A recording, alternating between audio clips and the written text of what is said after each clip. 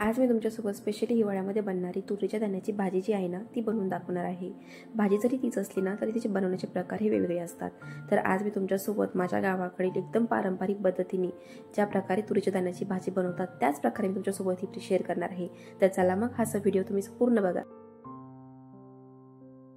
हिवाळ्यामध्ये तुरीच्या शेंगा भरपूर अशा मार्केटमध्ये विकायला येतात। तर त्यानंतर आपण आता ह्या शेंगांचे सोले करून घेणार आहोत, म्हणजेच दाणे करून घेणार आहोत।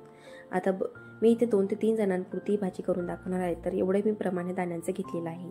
सुरुवातीला आपल्याला ही दाणे ना छान अशी भाजून घ्यायचे आहे। दाणे भाजत असताना तुम्ही त्यावरती थोडंसं तेल घालून ते भाजायला घ्या, म्हणजे ते पटकन असे भाजतात आणि आतून कच्चे असे राहत नाही। छान भाजल्यानंतर आपली ही दाण्याची भाजी ना एकदम मस्त अशी होते बरं का। तर त्यामुळे मी अशा प्रकारे दाणे छान इथे भाजून घेतलेले आहेत। आता आपल्याला हे दाणे एका प्लेटमध्ये काढून घ्यायचे आहेत आणि आता छान अशा मिरच्या भाजायच्या आहेत। या तुरीच्या दाण्याची भाजी एकदम झणझणीत असली ना की खायला खूप मस्त लागते। तर त्यामुळे आता मी इथे 5 ते 6 मिरच्या घेणार आहे आणि त्या सुद्धा थोडंसं तेल घेऊन भाजून घेणार आहे। असं केल्यामुळे भाजीला तिखटपणा थोडासा कमी होतो आणि आपल्याला त्रासदायक अशी ही भाजी होत नाही। तर आता इथे मिरच्या सुद्धा भाजल्या गेलेल्या आहेत आणि त्या सुद्धा आपण आता एका प्लेटमध्ये काढून घेणार आहोत। तर आता आपण इथे मिक्सरच्या भांड्यामध्ये सुरुवातीला फक्त मिरच्या, लसूण, जिरे आणि मीठ हे घालून याचं वाटण इथे तयार करून घेणार आहोत।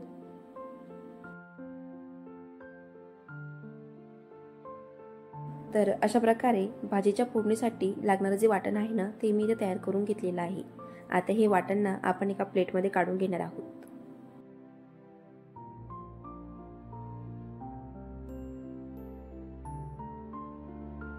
आता यानंतर ना आपल्याला हे दाणे जे आहेत ना भाजलेले ते वाटून घ्यायचे आहे। तर हे दाणे वाटत असताना लक्षात असू द्या, हे दाणे खूप जास्त थंड होऊ देऊ नका, नाहीतर हे व्यवस्थित असे वाटले जात नाही। आणि दाणे वाटत असताना खूप जास्त बारीक करू नका, नाहीतर भाजी खूप जास्त घट्ट होते। तर सुरुवातीला मी दाणे तसेच मिक्सरच्या भांड्यामधून काढून घेतल्यानंतर आता मी यामध्ये थोडंसं पाणी घालून याचं वाटण इथे तयार करून घेत आहे। तर अशा प्रकारे खूप जास्त बारीक नाही आणि खूप जास्त जाड नाही, अशा मध्यम आकारामध्ये मी याचं वाटण इथे तयार करून घेतलेलं आहे।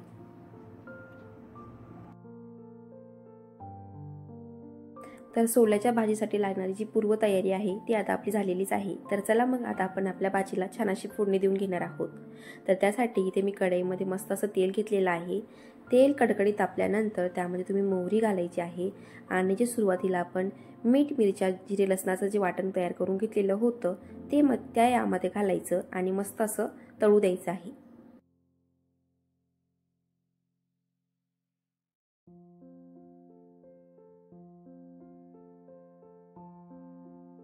तर हे वाटण छान असं तळलं गेलेलंच आहे। तर आता आपण यामध्ये घालणार आहोत थोडीशी हळद पावडर आणि चवीप्रमाणे घरगुती जो मसाला आहे ना तो तुम्ही 1 ते 2 चमचे यामध्ये घालायचा आहे।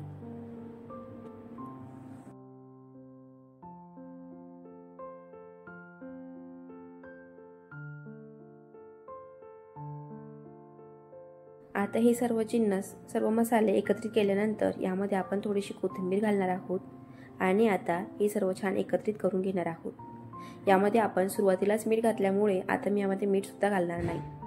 आता आपण यामध्ये घालणार आहोत आपल्या तुरीच्या दाण्याचं जे वाटण आहे ना ते यामध्ये घालायचं आहे।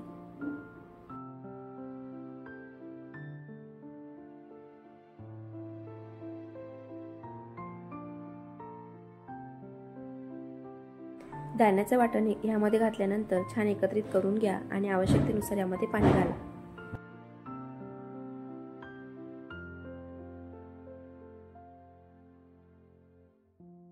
तुम्हाला जर या भाजीमध्ये भरपूर असा रस्सा हवा असेल तर सुरुवातीला पाणी घालत असताना थोडं जास्तच पाणी घाला, कारण ही भाजी थंड झाल्यानंतर भरपूर अशी आळून येते।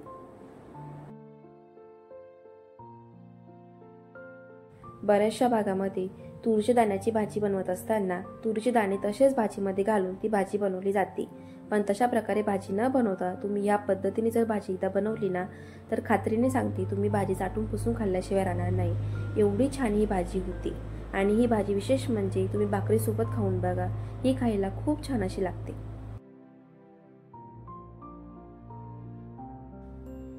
तर भाजीमध्ये पाणी घातल्यानंतर आता ही भाजी छान अशी उकळत आहे, तर 1 ते 2 मिनिट तुम्ही फुल गॅसवरती उकळू द्यायचं आहे. त्यानंतर गॅस कमी करा, झाकण ठेवून फक्त 1 उकळा काढायचा आहे की बस, ही भाजी तयार. खूप छान होते, एकदम कमी सामानामध्ये होते, एकदम मस्त अशी लागते. त्यामुळे नक्की ट्राय करून बघा.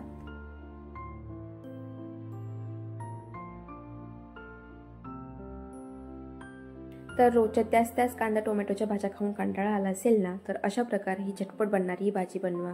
खूप सोपी आहे, खायला खूप छान अशी लागते. त्यामुळे नक्की ट्राय करून बघा आणि मला कमेंट करून नक्की कळवा.